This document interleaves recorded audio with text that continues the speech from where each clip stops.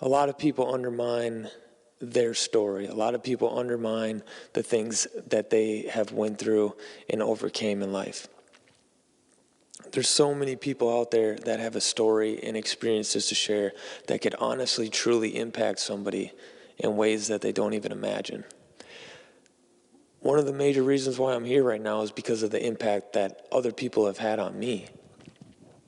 Now, sure, I've had my own, fair share of stories and situations and experiences that I could share with others, but honestly, it was the times that people were telling me stuff about what they went through and how they overcame that inspired me.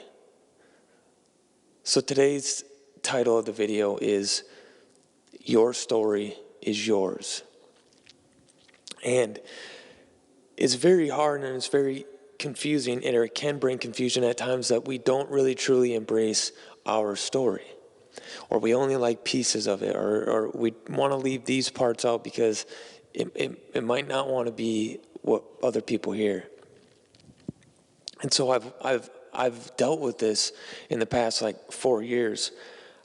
There's been many times where I was gonna take action and be like, all right, man, I'm gonna share my story now, or I'm gonna speak the truth on the reality of, or bring a warning of some sort of how to tell people that, hey, if you're a young person right now, beware.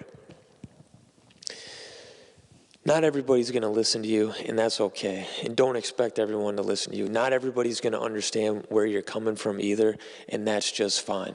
There's so many people in the world that you don't have to connect and be for everyone. That's okay, right? But I think it's really important that once you've been through something, the next person or somebody that's going to be going through it, they're going to be looking for somebody. And I'm not saying that you got to go out and see what everyone's going through to see if you can give them some advice, but I'm saying stay open-minded, right? Reflect on the things that you have been through and the direction that you're heading, because somebody is definitely on their way. A big topic that I think has really been on my mind is, what would I tell a younger version of me? What would I tell any young person right now? And honestly, looking back from ninth grade to leaving high school, I was a lost cause, man. I had no true clarity on what I was doing, who I was. I was just literally drifting in life. Life was just having its way with me. And I'm not saying that's uncommon. But I think about how much more I would have been better off if I would have just maybe sought out some mentorship, or maybe found somebody that I could really listen to. Because it's not that there wasn't people giving me advice. People were telling me everything not to do. But I would look at them and I would be like, I don't think I'm going to listen to you. And that could be a lack of maturity. That could be just an overall rebellion or disrespect of a period of my life. And trust me, I definitely got what I was looking for out of that, And it always comes to that thing, sometimes you got to learn for yourself. That's fine. But sometimes time is only going to happen one time. You only have one shot at certain things. And as life goes on, some opportunities won't be available anymore. And sometimes that's for the better, and sometimes that might be for the worse, right? I'm not here to tell you what to do. I'm just sharing what I've been through. That's it.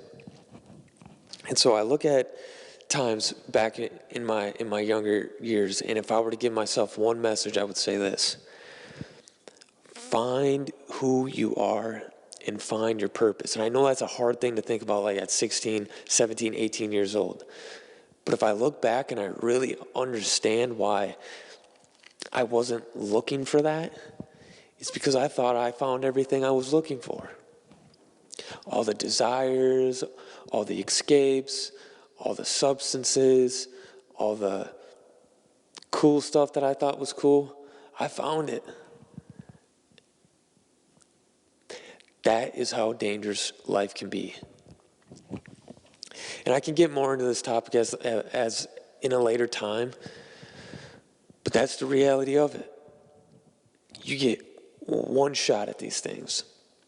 I don't dwell on the past, but it has bothered me a lot because I look back and try to comprehend the state of mind that I was in and the decisions that I was making. And I had, honestly, like I can admit, I had little to no clue what I was doing. And I blame nobody but myself. And since I take accountability for that, life has been a lot more freeing. There's this point, I think, that people are finding this blame, right? Like they're entitled to blame somebody else. Now, listen, I'm talking about kids, young people, young adults that are deliberately being degenerate and just running around wild, thinking life has no consequences. It will catch up, and you will be faced with a choice to continue on or to stop. Both will be painful, but both will go two different directions. And so that's where I'm at. Your story is yours.